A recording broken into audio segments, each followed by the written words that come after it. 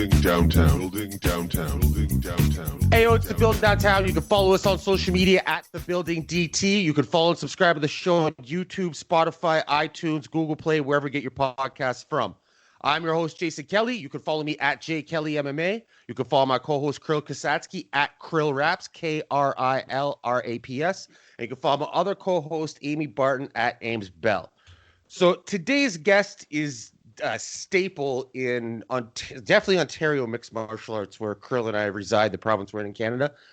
He's put a lot in. When I first crossed paths with him, it was Provincial Fighting Championship. He went on to start Prospect MMA.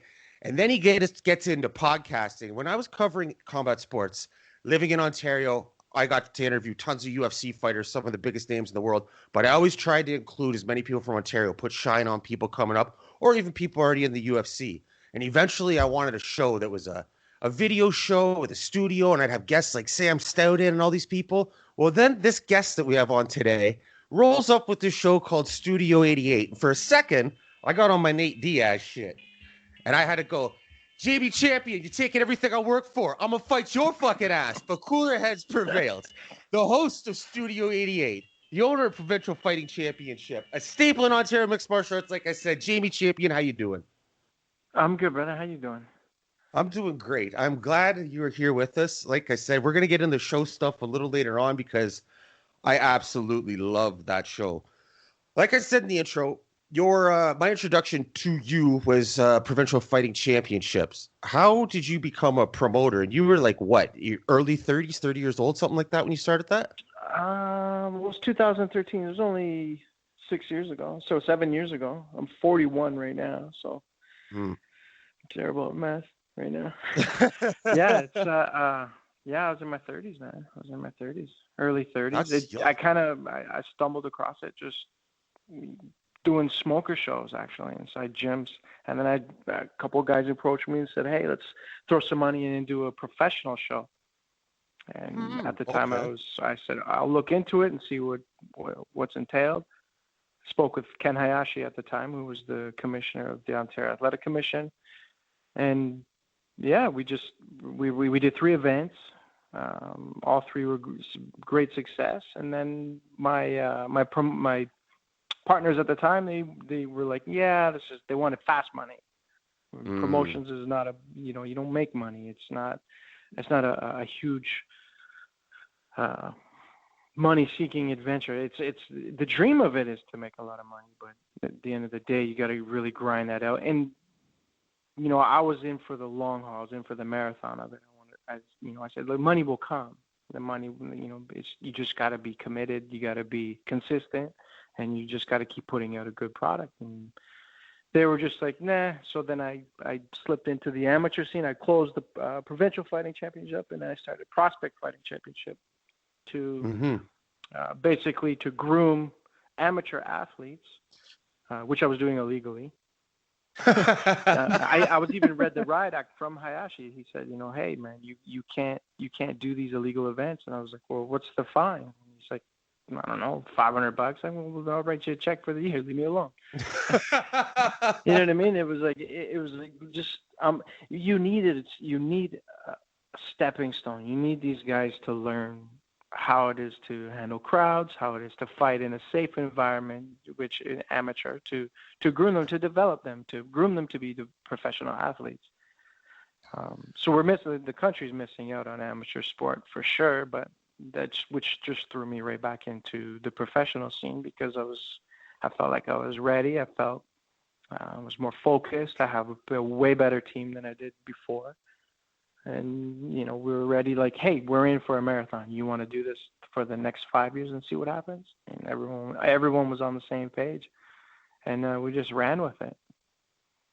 What was it like working with Ken Hayashi? Because I heard absolute horror stories about that guy. Here's the thing, man. And a lot of people get upset because, he ran it pretty tight. He was just following the rules, man. They follow the New Jersey Athletic State Commission rule set. Why they adopted that one, I don't know. It's a shit one, but he followed it to a T. They were doing boxing events. They were kind of doing these things, but he didn't really give a shit whether MMA went off or not. It wasn't his problem, and in true say, it really isn't his problem. His job is just to come in and make sure we're following the rules, and there's no what's the word, mitigation risk. He was there for to make sure that no one got sued and the consumers were protected. He was doing his job.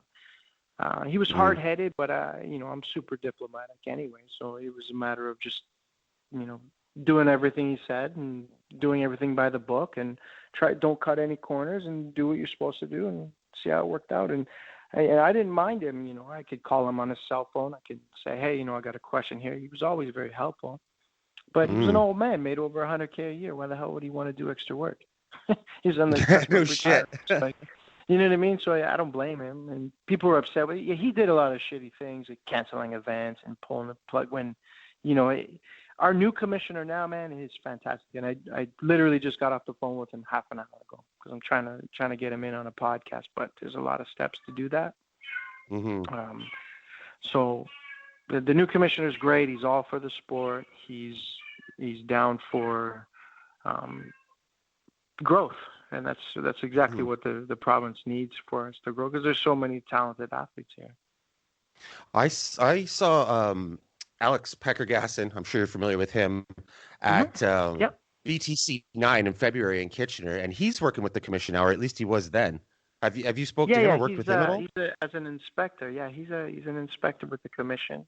Alex has always been a forefront of the MMA scene too, being a professional fighter, and he was like the groundbreaker for the amateur stuff, and then he went to school, and he's plugging away. I have a lot of love for Alex. He's a great dude. Yeah, man, Alex is awesome.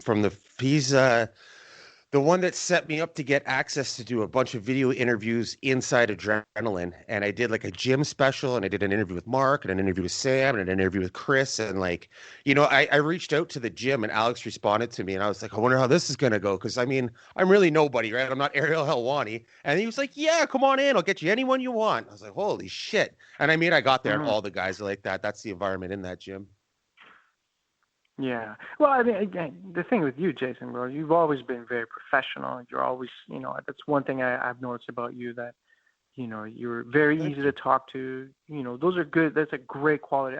I've dealt with some media sometimes, and they're fucking dough brains. They're just entitled. They're, you know what I mean? Like, there's some guys, they're just, it's UFC only. It's okay, man. Well, good luck with that. Whereas you were like focused on the regional scene, you focused on everybody, and that speaks volumes, man. And I always respected you for that. Thanks, man. I really appreciate that. I didn't know if anyone ever noticed. No, I did. I did. I totally did. Yeah, you gotta give back. Like it's hard to say too, because a guy like Ariel Helwani, being from Montreal, I get why he can't be, having guys from Montreal, regional guys, amateurs or anything like that on his show, whatever it's called now, the Ariel Helwani show, I think it's called. I get that, right? There's certain things where you don't have really any say in it. But if you're, running your own website, running your own show, and it's like basically labor of love, there's no reason you can't be giving back to that same community. Oh, 100%. Yeah, you should. That's the backbone of the whole sport. Yep. Imagine snubbing a guy as a local professional athlete. Imagine snubbing him. And then all of a sudden he becomes a UFC superstar. Next thing you know, he's a champion. It's possible. We see that. We see it all the time. Absolutely. Imagine doing that. And then all of a sudden you go, hey, can I get an interview? And you're like, where the fuck were you when I was grinding through, making peanuts through all the regional scene? You weren't there. Your own, and that's the thing that pisses me off a little bit with media. And please don't take offense to this, because you don't fit in this category at all. But they would literally, will only cover it if it's UFC or And I used to get messages all the time from media wanting free tickets to the show to sit cage side to watch the fights, and they never cover the show. They never say anything. It's like, you just came for the free ticket. Like, were you writing an article? What were you doing? Yeah. So I remember going to. Sorry. No, go ahead. Go ahead. I was just going to say there. Oh, fuck. Go ahead. I'm quiet. I'll be quiet. I'm sorry.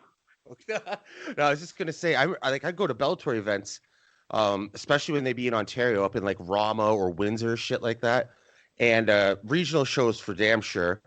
There would be people credentialed, and they would be cheering fighters on. They'd have a friend that's fighting. They wouldn't do a fucking thing all night long. Like I'd be watching them, and they'd be cheering on their friends when they're fighting. I was like, that is the most unprofessional shit I've ever seen. And there'd be like me, a Carlin Bards, James Lynch, people like that, that Robin Black, that take things very seriously. Although those shows, Robin was working the mic a lot, right? Not media, but you can see such a difference. There's such a divide between the people taking it seriously and the jackasses that somehow get media credentials and don't take it seriously at all. Yeah, there was I can't remember her name. A girl I gave media credentials to every time. She's like, "Yeah, can I come in and take pictures? Can I do all this stuff?" I'm like, "Yeah, absolutely. And just share them with me. Let me push you for sure."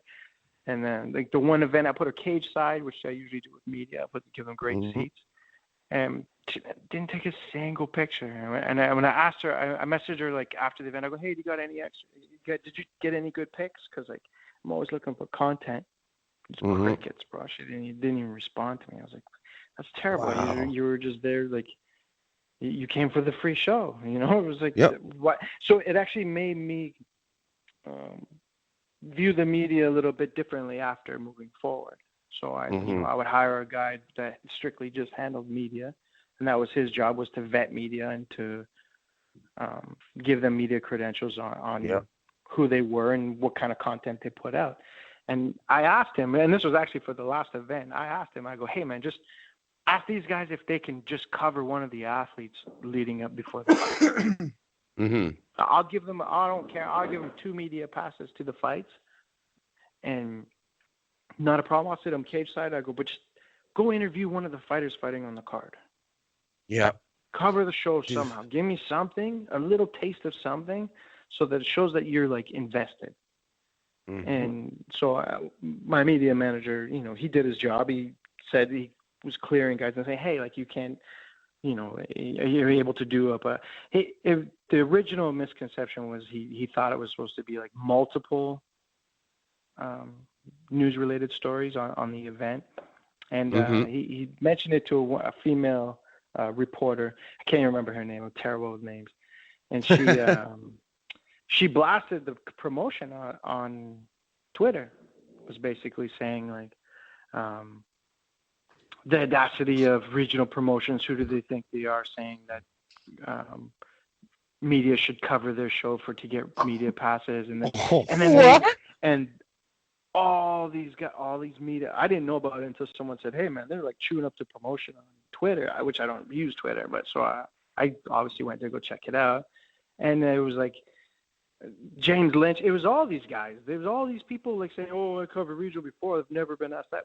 All I was saying, I called it. I worked it out with the girls, and she retracted what she had said. But it was like they were on a witch hunt right away. But I was like, hold on a second. You think it's okay just to show up to a show and not cover it at all, but just because you're media? Would you talk this way if it was UFC? If UFC said to you, "Hey, I need a cover story on one of these," or not a cover story, just a story on any one of these fighters leading up to the event, just to help promote the event, do you think they would blast the UFC? And who do they think they are? I was blown away on the entitlement, and it made me view them as like, yeah, and I don't forget. You know what I mean? So I know, going into other events, and Jason Kelly calls me and goes, "Hey, can I get a media pass?" No questions asked. There you go, bro. Yeah, I'll see you at the fight. But then I get one from so-and-so or so-and-so, and I don't, like I said, I don't forget. And then all of a sudden they're like, "Hey, can I get a media?" Yeah, you can watch from home. You know what I mean? Like, fuck yeah, no shit. It pissed me off because I don't think everybody realizes how hard it is to put on an event and how much is at risk. You know what I mean? It's a lot of money to put these things on, and you could easily lose your shirt. Yeah. Easily. And I'm not a millionaire by any means. So I mean, it's a risk every time I do an event. Am I going to lose my shirt? Am I going to have to sell my house? Am I going to have to get divorced? And you know what I mean? Like, it's a big risk. So if I need to put butts in seats, so I need to do that, utilize that as best I can without breaking the bank. And it's when the media is not willing to help you. The media is not willing to help you. unless you're the UFC, or you know what I mean. It's like, well, you're doing nothing for the sport. Then it just goes to show that how selfish they are. Yeah, when you're not on ESPN to begin with, right? You must really rely on that lower level mid-tier media to do everything, right? Because I would say, like, how much traction is something like the Toronto Sun going to get an MMA event? I wouldn't think that much, right? As opposed to Well, a site but that's the thing is, it dedicated. could, Oh, but it okay. could though, right? I It totally wouldn't they? think it could. Yeah. Like, for What example, about commercials? Local commercials, like on television stuff. Do you run those as well? yeah, I've done commercials before, and I think, in all honesty, I think a lot of times it was just a waste of money. It was a The waste, thing yeah. with MMA, man, it's a real niche market. Mm-hmm. We have our own community. It's trying to convince people that it's a quality show. It's regional. To convince people outside of the spectrum of our MMA community, it's very, very hard. Mm-hmm. The formula of having, the fighters selling you tickets has always been kind of the key. And then again, with consistency, turning over those fans or making new fans, and people say, hey, you know what, this is actually a really good show. We're going to go check it out. But you need to do that long term. You have to do it. You have to grind it out for a year or two until everyone says, yeah, this is a good promotion, and they show up. When you were doing your first show, you don't want to lose your shirt, like you said, lose your house. What was the one thing that you focused on the most so you didn't spend so much money? Was it fighters? Well, it's funny. It's like I looked at the books and everything from back in 2013, and then I look at the books, the last 4 events. Mm-hmm. Back then it was, to put on so for example, the first PFC was $106,000. That's what it cost? That's what it cost. It was all in. It was 106 grand. Damn. And the fight purses were at the time was, we budgeted for 25,000. That means everybody that gets paid it all totals up to 25,000, and including their per diems and travel costs. You're trying to get that number in around that mark. Okay. Alex Caparici, who kind of did all the spreadsheets on that stuff, we got I think it was like $15,000 all in on the first PFC, 4 purses. You remember Holy a lot of shit. these guys were 1-0, 2-0 at the time. Like they were very young in their careers. As their careers progress, their money gets better, right? You can't pay a debut guy $10,000.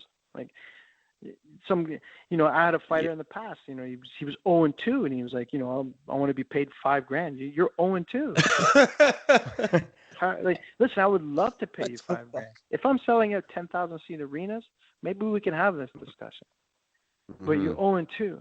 The formula goes on based off of your record. So if you got a winning record, you get a high record, then you get paid what you're worth. If you're 0-2, they're not gonna pay you $5,000. Well, but I'll sell 1,000 tickets. Well, then you make money in commission. You saw a lot of talent, obviously, go through your promotions, but one guy that stood out to me and many other people was TJ Laramie, and his brother, for that matter.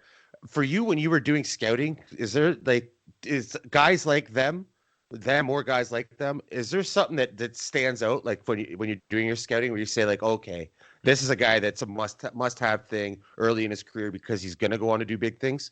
Because, I mean, you can look at any sport, right, and tell, like, oh, this is the next, Michael Jordan of this sport, or they might have a good career. I mean, right? So, but TJ and Tony are something special. And if there are other guys like that, is that something you can pick out from doing scouting? Do you have a good eye for that? Yeah, you know what? Funny story about TJ is I met TJ when he was 15 years old. And he fought for me on a kickboxing show. I was doing kickboxing events. And he was 15 years old. And I remember seeing him, and I was like, wow, this is a little kid. He looked like Tony at the time because he was young, he was smaller, he was just like, and he crushed the dude, man. He crushed him, and he did it with such fashion. Like his striking was at the time was insane, and everybody was like, whoa, like who is this kid? And then all of a sudden you start seeing him around adrenaline, you start seeing him working with all the pros,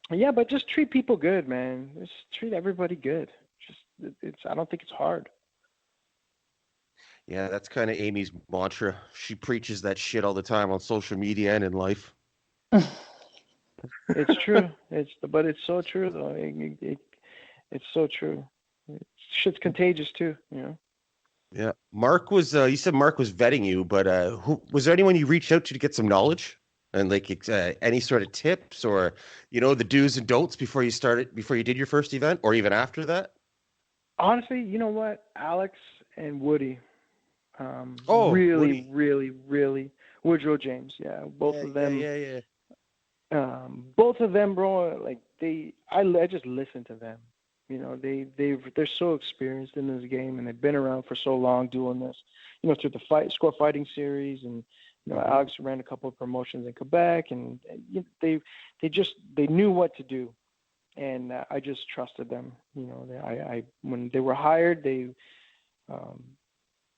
didn't let me down. They did everything they said they were going to do, and I think they liked the fact that I listened to them too. And with time and experience as it went on, then I learned the industry. I learned how it all works. I learned how everything went. But they were really, really, really key into me learning how to do this, and still learning. I think you always learn. Every event is different. There hasn't been two events that have been the same. There's always something different about every event. What's the biggest mistake you've made so far, in your opinion? I've made tons, man. I've made a ton of mistakes. I know what works and what don't work. But I think I don't know. It'd be too hard to pinpoint.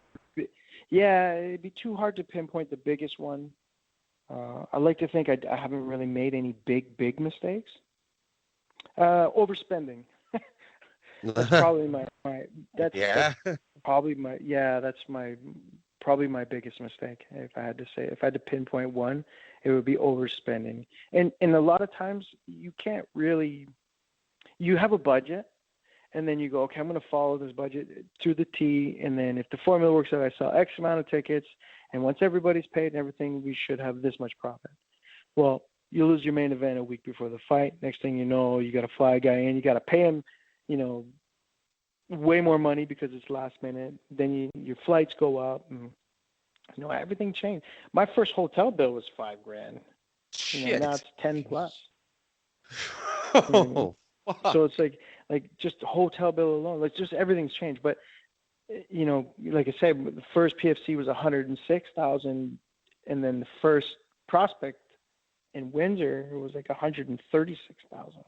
God damn it. So what's the biggest one, if you don't mind me asking? How much was the biggest drop for the event? Like the biggest number of crowd, the biggest crowd? The biggest crowd, the biggest money spent. Well, they're all different. Probably one of my favorite ones was at Budweiser Gardens because that was a charity event, and that wasn't my for Faisal for that one. Dr. Faisal, yeah. Faisal is the man. Like he's. I know I saw him on your podcast there a while back. Faisal is a huge component to our community, and he's helped me out through he's been with me through the whole way on this as an advisor, as a friend, as I need a medical last minute, man. He's the guy. He helps me out. That's why I'm so indebted to him. But it was probably be the charity event. That's because we had like a 3-course dinner, an open bar on the floor. Wow! And it was at Budweiser Gardens, which was a really big venue. I think the venue alone was like $30,000 or $40,000, and then the food and everything as it all added up just for the venue was like $60,000. So I think it was like $170,000 or something else. Insane. It was a lot of money, but it was a charity event too, and it was actually the biggest poll. We pulled in like $400,000 for charity. So it was, I think that was probably the biggest one. The crowd was a mixed crowd too, so it was Jesse Ronson versus Dom O'Grady was the main event for that one. Huh. Was it MMA or kickboxing? It was MMA. It was full MMA. It was pro MMA. Yeah, it was, and it was Hayashi too. It was Ken Hayashi. But I think that was probably the biggest. That was maybe the biggest one because it was a mix between our MMA crowd and then there was all the people on the floor who didn't give a shit about MMA, but they were there for the charity. Yeah. So it was like a blend of two different crowds, and they were all wearing tuxedos. What's a liquor license cost? For That that expensive? event, I'm not sure. No, for Yeah, you in the past, or for that event, whatever. Well, normally, so the first couple of events in Windsor, we partnered with a restaurant called Mezzo's. Okay. And basically, they handled all the alcohol and all the licensing. So I've never had to pay for a liquor license. I've always partnered with a local bar, somebody who wants to handle all the hiring and handle all the alcohol flow. It's just one less thing for me to worry about. Yeah, I always wondered how that worked, but that makes sense. I didn't even know that was an option. I figured you, as the promoter, would have to be the holder of the license. No, it's like they carry their own insurance. We get insurance rider for it all, and then it's all blanketed under one thing. And just have a good partnership with someone who knows how to run the bar. I don't know shit about running a bar. It's the last thing I know. All I know is just keep the booze flowing, keep everybody happy, and just make sure nobody gets in a fight. Yeah, pretty much. During this terrible fucking COVID season we've had going on for almost a year now, have you even entertained the thought of throwing shows? So I was talking to Luke about half an hour before you guys called, and to talk about doing no crowd event. He said it is not looking good at all. No. They're not even at work. The commissions nobody's at work. They're not in the office. They're not approving dates. They're not taking dates. They're not doing licenses. They're not doing anything. Holy fuck! So it's not looking good for anybody in our province And you wouldn't throw an event outside the province, eh? If I could, I would. Yeah, I totally would. But the problem is with lockdowns. It's so much. The thing is, say for example, doing Windsor and doing Toronto, logistically it's hard. You need a guy on the ground who can make those quick runs to corporate sponsorships, to getting tickets out to local fighters, to dealing with local businesses when it comes to putting on the event. So I would have to have somebody who was a solid worker on the ground. Like when I did Windsor, Reno was the man. Reno did all the running around. I would call him, and he knew the city. He knew what to do. He knew how his people worked. And when you go to Windsor, Reno's the man. Everywhere you go, everybody knows who he is. And when I went to Toronto, Mike Imperato actually helped me out. So Imperato did a lot of the running around and bringing in sponsors and hooking things up with the venue. So you need a ground guy who's really all invested, ready to work with you, and kind of go from there. And what about in the States? The States would be cool. I mean, I would definitely try the States out as well. It just wouldn't do much for our local guys. No. I would have to fly all our guys in, and then breaking into an industry, breaking into a community in a completely different city, in a completely different country. I don't know. It's scary, but now I'm thinking about it. To be honest, the commission told me today. Luke told me today that there was a no crowd boxing event in Quebec. They've done 2 events already since COVID. They're now not doing them anymore. It was just so much of a pain in the ass. They're doing the shows in Mexico. Holy shit. Yeah. Wow. So that's one way to get around it. They moved to Mexico. But they were like an international group anyways, right? So, but yeah, they went straight to Mexico. Yeah, we cover quite a bit of battle rap on here too. Battle rap and combat sports, hip hop have been the most things so far. And the league that we cover the most is called King of the Dot. It's based out of Toronto. The owner and his staff are Canadian. You familiar with them? I'm totally familiar with them. Yeah, 100%. Oh, shit. Nice. I got a podcast coming. Do you know who Dave Strickland is? No. I don't Dave think Strickland. so. He's a producer for I think he's worked with 90 by Nature, Keith Oh, Murray. yeah? Check out Google him, man. We're from the same hood. I grew up in Toronto my whole life. And oh wow! Holy shit! Yeah, I'm looking him up now. Drake. Yeah, he did stuff with Drake. He's the man, bro. So I'm doing a podcast with him because he's got a pretty cool story from just a regular hood kid who got the chance to produce for all these big hip hop stars. That's dope. I'm a huge hip hop aficionado, man. I love hip hop. Oh shit! Have we got some things to talk about? But actually, Kirill just started rapping in English. He's been rapping in Russian his whole life, and he just released his English debut. Actually, he's switching over to English. So, I help him with shit, not the music side of it. I've never even tried to rap. I'm sure I'm terrible at it. I'm not going to give it a shot. But the other aspects of it, I've been helping him with. And yeah, we're both huge hip hop fans. Amy's a hip hop fan. Like I said, battle rap is fuck. That shit runs in my veins. So, Organic, yeah, the owner, King of the Dot. There's him and Sharon, one Canadian. I think that's it. Oh, Joey Gambello is another one in the tournament that they're throwing right now. The whole tournament's been in the States, and all the rest of the battlers have been American. So would you have to do a similar thing? Like if you were to throw a show in the States, it would probably be mostly Americans competing? Yeah, here's the thing. You kind of got to stick to the formula. You want local. Even the UFC, when they come to, say, Ontario, they're scouting local athletes because they want to put butts in the seats too. How do you put butts in the seats? Is by going, hey, Jason Kelly, do you want to fight? And all of a sudden, Jason goes, all the guys I went to school with, all my buddies, all my friends. All of a sudden, you just sold 100 tickets. You know what I mean? Yep. But everyone follows the same formula. You definitely have to use local. Yeah, no one certainly. Knows who you are. You know what I mean? No one would know who you are. You could promote it all you want, and no one never heard of you, and they didn't know any local athlete. They didn't see a guy's face on a billboard that they recognized or knew. They wouldn't give a shit about you. Yeah, I remember Bellator used to have their preliminary cards were called local features or local talents or something like that. And the bottom four fights, I think it was, would be local guys, no matter where it was, or as close as local to possible. I mean, if they're up in Rama, there's not a whole lot of local going on, but it'd be like GTA guys or Hamilton or something. Yeah, for sure. So the show, Studio 88, what made you get into podcasting? Well, going into the pro show in Windsor, I didn't really have any content. I hadn't done a professional event since 2014. And, I did a whole bunch of, I did a bunch of amateur shows, but it wasn't enough content to push a professional event. So I needed content. And I mean, I got some good guys, good groups now, like production companies that help me with my videos. And then now I have more content. But at the time I was like, how do I talk to these guys? I want people to get, okay, let me back up. When I watch a fight at a pro show, like at one of my shows, for example, when I'm watching a fight, I'm invested into that fight. I've cried when I've watched guys lose. Damn. Like I've taken it emotionally. Like, wow. Like, I didn't really.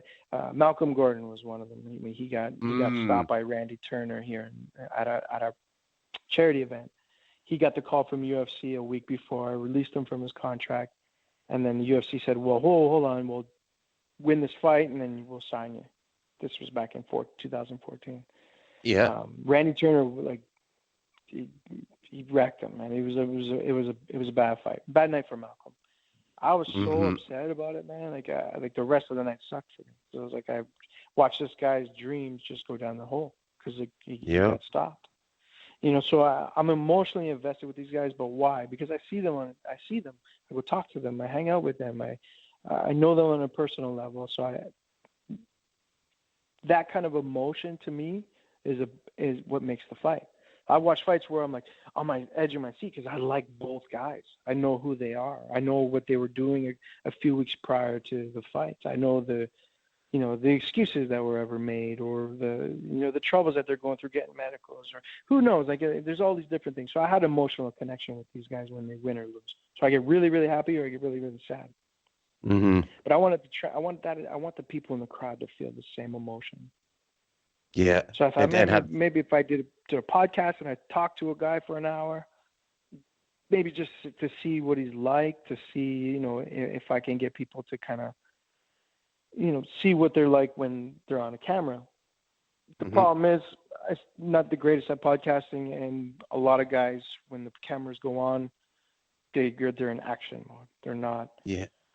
Themselves. Ironically enough, man, some of the best podcasts are the ones with the camera and everything shut off.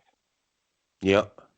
Yeah, definitely. There's a lot of people that get super fucking nervous and they clam up, and their personality goes out the window. They get robotic and shit, and it's super weird. Well, it's the I'll beat everybody.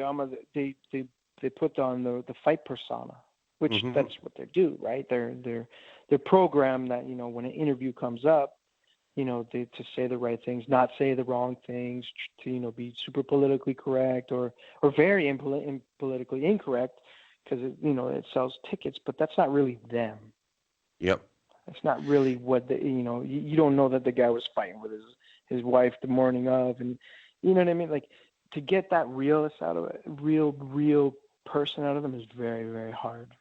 And that's what I kind of struggle with as a host, as an interviewer, to try to pull that out of them. It's tough because like, man, I don't want this guy to look like an asshole either. But basically that was really it. It was to really get to know the fighters on a different level, and it's it's really hard. It's a hard job. I knew it was going to be hard. Mm-hmm. I didn't realize it was that hard. I find you do a good job making the guests comfortable. The way you speak to them, and you get them engaging in conversation right away, so they're not sitting there waiting to answer a question you're going to ask them. I think you do that really well. What are some of the things you think that you need to work on? Well, when I listened to you when you introduced me on today, yeah, I was like, as you were introducing me, I was like, fuck, I wish I could talk like that.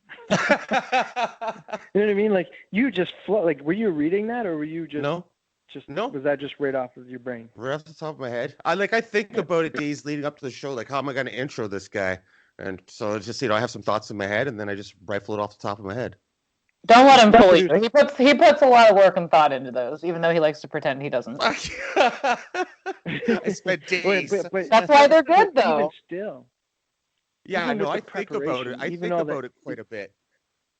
Even guests that aren't booked, I think about, if I had them on, what would I talk to them about, and how would I intro them? So you know what I mean. There's some thought put in it, but there's not rehearsal or like a script or anything. But sorry, go on. Like you were saying it like it was like my producer busts my nuts all the time about it. He's like, man, you don't forget to tell people to subscribe. Don't forget, like, you're forgetting. Like, don't forget. Like, forget that. But I feel so weird doing it. Hey, everybody, don't forget to subscribe to my channel. It just doesn't flow. Like, you were flowing with it. It was like, oh, you said it like as a matter of fact. So when you said, I was like, man, I wish I could be like that. I wish I could add that to my repertoire. I wish I could. Maybe I should write shit down. But my problem is if I plan it, it won't go that way. I almost just gotta wing it. Just gotta talk, just see what happens. Exactly. I had that problem when I first started doing print interviews. I do phone interviews and then type them up for feature articles, and I would have questions written out in front of me, and they'd say something, and I would think about a follow-up question, but I wouldn't ask it because I would just ask the next question that's written down. So that shit went in the trash real quick. Yeah, I what I did is I put a whiteboard on the wall behind the guest. Okay. Right. So I put a whiteboard, and I threw out. Okay, I'd say, for example, my guest today was Steve Molitor, who's a professional boxer. Are you aware of him? No, I'm not. No. He's like a Canadian. Yeah, he's a local. He's from Sarnia. His brother murdered his girlfriend. Whoa. A few years back. Like, this guy was like, it was on Cribs. He was like, Stephen Molitor is you look him up. He was a world champion boxer, and his brother had murdered a girl, and then his career like fell off because of that. He wore a shirt after his fight saying, "I love you, Jeremy," but and then the media ripped him apart, like, "Oh, you support a murderer," and then everything just went downhill for him, and drugs, alcohol, and all the stuff that comes with fame. Like, he messaged me, goes, "Hey, like, let's do a podcast." And so I wrote everything. I didn't really know him. I didn't know anything about him. I just knew that it was his brother. So I used I'm like, I kind of want to be prepared for this one because it'd be a good one. So I just threw a whole bunch of questions on the whiteboard behind him so nobody sees it on camera. And if I got stuck or I was like a little bit, I can go to that question, But for the most part, you just feed off of them. Yep. I've had guys come on the podcast that were just duds, man. You couldn't even talk to them. They were just... Oh, I've had that experience before. So is Amy. Plenty of times. It's fucking terrible. It's funny you said you liked the intro I did, because on Saturday, I think it was, Kirill and I were watching the episode of your show with Sam Stout. I was getting more familiar with who you are, right? Because Kirill's he's like a casual MMA fan, right? So I was, give him some notes, some pointers, getting more familiar, like I said. And I played that started, and then I was like, yo, you see how he intros that? I went back to the start, and I was telling Kirill how much I like the way you do your intro. That's fucking hilarious. I like it's just there's no intro. It's just an easy, calm. There's that little bit of music that's playing as the conversation's going, and it fades out, and it just rolls right into the show. I love that about your show. It just kind of just happens, bro. Like we sit in a room. So basically, if you show up to do a podcast, you come in the room, we shake hands, give each other the hugs. You want a coffee, you want a beer, you want a drink. Grab a seat, bro. Relax, take it easy. And then my producer's going around setting up the camera, setting up the lighting. And then we're just kind of like all just shooting the shit. How's the drive-in, bro? Bing, bing. You just start talking, and then my producer goes, yeah, we're good to go. Like, he gives me the thumbs up, like, we're good to go. And I'm like, hey, all right, well, since I got you here, boom, welcome to Studio 88, my guest. Well, like, we're already talking. You know, we're already speaking. So it's like, as soon as you sit down, yeah, we'll put the headphones on, and this is how we do it. Keep, you know, a fistful away from your mouth, from the mic. You know, he's going to get up a couple times to the thing to change the cameras and get everything, set the battery. You know, it's we just kind of just go with it. Mm-hmm. And the video production, that's another thing that's done very well. I was going to ask you if it was you, but you said you have a producer. Is that his studio? Is that your studio? Devolution Productions. He's the guy that does all my fight videos too. I met him going into the second pro show in Windsor. He messaged me, said, hey, you know, I do video production. I want to do some fight videos. Can you maybe we could work something out? And, you know, I get these calls all the time. A lot of people pitching, looking for work, looking for jobs. And I just like the way he spoke, man. I like the way he was persistent in a way, you know, ready to work, very professional, young, hungry. I met with him, Tim Hortons. I'm like, yeah. He was aggressive in meeting with me, which thankfully he was, because at the time I was so busy that I couldn't really, it's hard for me to be tracked down. And I said, yeah, okay, bro, I'll meet you for coffee or whatever. And we went and had coffee, and I liked what he brought to the table. And I said, yeah, man, I started a podcast, you know, maybe you can help me out with that too. He's like, yeah, sure, I'll check. And then we just became buddies, and it was just like, hey man, like, what do you want to do with this podcast? Like we had a sound guy, and then he just couldn't commit. He just had too many prior obligations. And I just said to him, you can do sound? And he's like, well, we'll figure it out. Like, you want to go like be partners on this? Like, you want to do this together? Like this, you know, obviously he's not going to pay any money. It's like, we're doing this out of like our own time, just a reason to hang out, you know, network, talk to different people and perfect your videoing. And I can, you know, learn how to talk to people better and learn how to be a host and be on camera. There's things that are all like, are nerve-wracking and that, you know, give me anxiety. So I'm tackling that by doing it. And he was like, yeah, man, I'm in. Let's do it. Like he was all in, and he's like-minded too. Like, you know, it's a marathon. Let's run this out as long as we can. And if it makes money one day, it does. If it don't, we knew it wasn't going to make money anyways. So, you know, it's just it's a passion project. Let's see what we can do. What was the learning process like for becoming a host? My very first podcast was like 15 minutes long, and it felt like eternity. It felt like when I ended it, I was like, fuck, man, I felt like that was like 45 minutes. How long we were going for? Like 15 minutes. Like, really? Wow. And I realized I couldn't smoke weed on a podcast. Yeah, we're switching to video soon, and that's going to be tough. I smoke cigarettes too, and I'm like, fuck, no cigarettes, no joints, no nothing. I'm going to have to figure something out. How long's your longest show been? I think the record maybe Chris Clements, but it may be Jesse Rons. Actually, no, I think it was Adrian Woolley. Okay, and how long was he? I think it was just over 2 hours. 2 hours, yeah. Yeah, I watched that one. I remember that. We had one. What was Penn, Amy? 4 hours. Over 4 hours. It was like 4 hours and 17 minutes or something. Oh, wow. Yeah, man, wow. Man, you have no idea. And we didn't start till like almost 10 o'clock at night. Yeah, that was amazing. Wow. And Krill and I was sick. Yeah. And Krill was with me in Kitchener, and he lives in London. So like by like just after midnight, he's like, "Yo, I gotta go, man." So that was taking a while. Yeah, I said, "Just take off, go ahead." So he left quietly, and I texted Amy, and I was like, "We're going fucking Joe Rogan tonight." And so it got to like the 3 hour mark, and I was like, "All right, Penn, you know, thanks for being on." He was like, No, we're talking. I mean, this guy's got Ed Sheeran stories and shit. You know what I mean? Like, you gotta talk to him, man.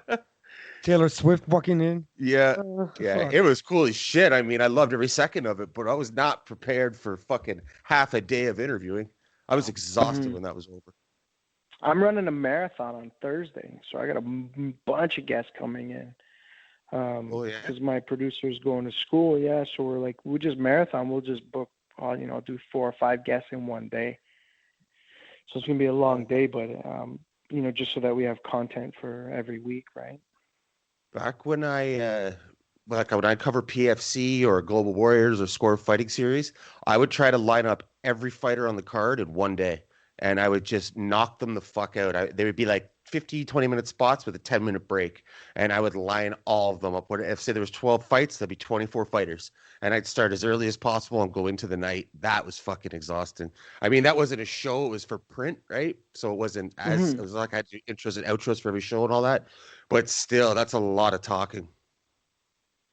Oh, for sure, man. I've done a couple back-to-back, and I was like, okay, I'm like fucking podcasted out.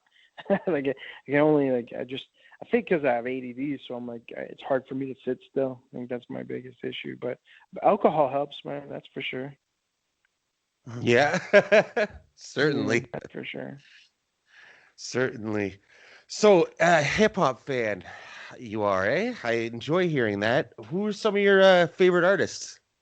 Oh man, see, I'm gonna age myself right now, but I'm like I love West Coast hip hop. Okay. Like Mac 10, Tupac. Yeah. Yeah. I am a fucking I'm a hip hop connoisseur. Oh yeah. Like I'm a West Coast guy, man. And I like Corrupt a lot of Jazz, all that shit. All those guys, yeah, man. I Spice One, Oh yes. I like the West Coast hip hop because it's just who said it. Can't remember who said this quote back in the day, but it was East Coast rappers want to be gangsters, and West Coast gangsters want to be rappers. Mm-hmm. I think it was Beanie Siegel that maybe had said it, or it was Pharoah Monk. Pharoah Monk. Pharoah Monk. Yes, I couldn't stand him, and one of my good friends fucking loves him, and him and I used to argue all the fucking time when we were younger about him. I hated that song, "Get the Fuck Up." Remember that shit? I couldn't stand that song. But I think he said that. I think that was the only thing I ever liked from him too. But Mobb Deep, Nas back in the day, Busta Rhymes, Tribe Called Quest. So many hip hop is to me now sucks. Like there's only a handful of guys that are good, and it's those guys that are still have that old school flow of storytelling. Yeah, no, I completely agree with you. I don't even consider it hip hop. 90s is my main shit. 90s, early 2000s. But there's some guys here and there, they pop up, right? But they don't, like you mentioned, Davies. He's been very good. I don't know what happened. Is it because he put out too much material and it burnt out? He didn't get his mainstream shot. Yep. But he is good. He's better than fucking 90% of shit that comes out. Oh, it's just fucking garbage these days. I can't even get behind it. I don't even give it a chance. And sometimes I hear of people's names still putting out bangers, and I have no idea who these people are. They're like, "What do you mean? They're fucking superstars." I'm like, "I've never heard the name, man." They didn't show up on fucking Memphis Bleak's album or some shit. Like I can't get with that shit. Yeah, and I tried. I've tried. Like maybe I'll just listen to it a bunch of times to see if it's no, man, it's not the same. It's not. There's nothing there. There's nothing there at all. What'd you think of Eminem's newest album? The Kamikaze or the one after? No, the newest one, a week ago. Side B or whatever it is. It's not that good. No. There's a few good songs on there, but yeah. Honestly, I don't even like Eminem's new shit. I like Music to Be Murdered by a lot. I think that might be one of his best songs. Too fast for me, man. He's just too fast. I like him when he was slow paced, like. You can hear the jokes, what he was saying, and you can hear what he was. He's just too fast for me. I just can't keep up. Yeah, shit like sober. Yeah, he's sober. That shit like Rap God and all that stuff. I hate that shit. Or Godzilla. I hate that shit. Reminds me of Fushnikins. Remember Fushnikins? Oh hell yeah! I remember Fushnikins. Ring the alarm while the sun is dying. Whoa! Remember fucking Shaq and Fushnikins? Shaq Fu. Yeah. Holy shit, you really do know your hip hop. we're going to have you back sooner than later. Talk lots of hip hop, probably some more MMA, and just kick it. But in the meantime, listeners, I'm telling you, if you're a fan of MMA, if you're local to Ontario, or even if you like just good podcasts, and as Jamie mentioned earlier, he's expanding into other guests outside of just MMA, boxing, combat sports. I'm telling you, check out Studio 88 with Jamie Champion. The shit is a brilliant podcast. You'll not be disappointed. For Jamie Champion, Amy Barton, for Kirill Kasatskiy, I'm Jay Kelly. This is The Building Downtown. We out. Peace.